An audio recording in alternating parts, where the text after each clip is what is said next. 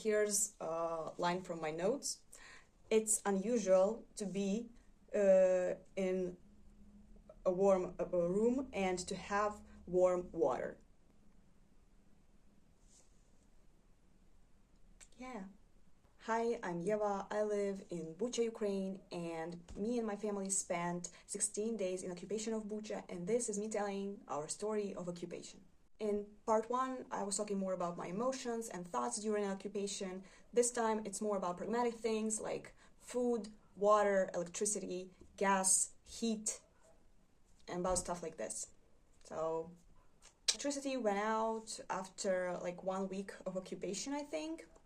And in our house, almost everything is dependent on electricity, like water, heat, almost everything except for gas, luckily. So because there was no water, we couldn't really take a shower or a bath. We use water only for cooking, drinking, and like a little bit for washing the dishes.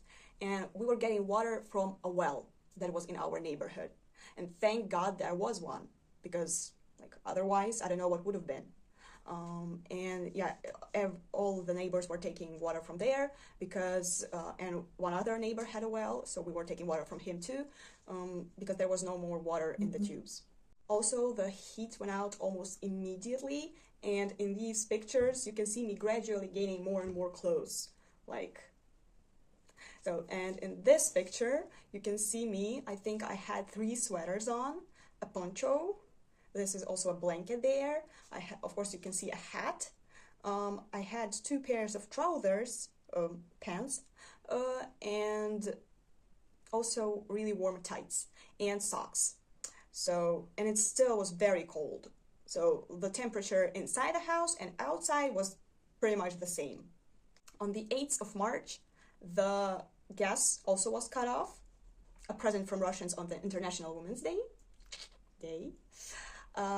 Yeah, so, and that was a really low point for us and for me because we had a gas stove, which was working on gas, and so we couldn't cook anymore.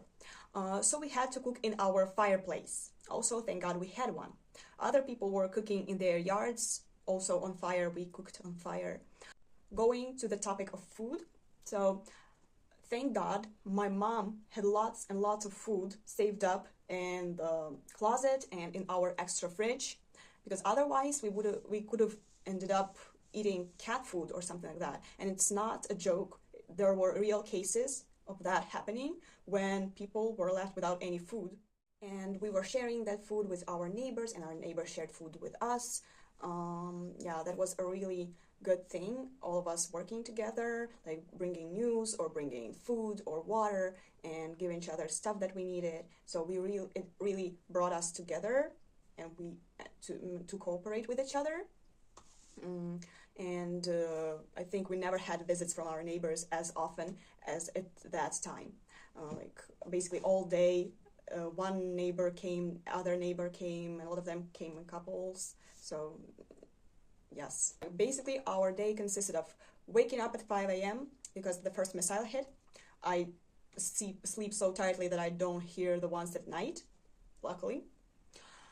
Yeah, then like cooking, playing cards, walking the dog, again listening constantly to constant shellings and bombings, like playing Battleship with my brother, reading, lots of reading. That was my escapism. I was reading Sherlock Holmes. I have like 2 very thick books of Sherlock Holmes stories, and I read, I think, all of them during that time.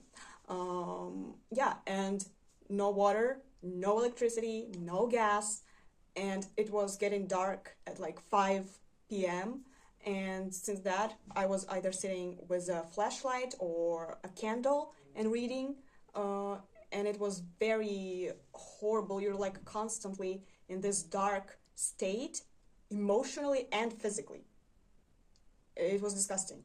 So when we evacuated and came to Kyiv, to our friend's apartment, and I saw like actual light, and I had a real hot water bath, I was like, poof, it was like, it blew my mind.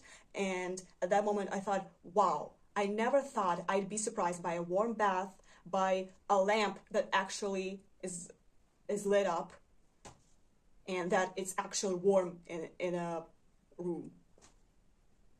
And that made me kind of value what I had. Thank you for watching. Next time I'll try to post something more positive. Like and subscribe for more. Bye!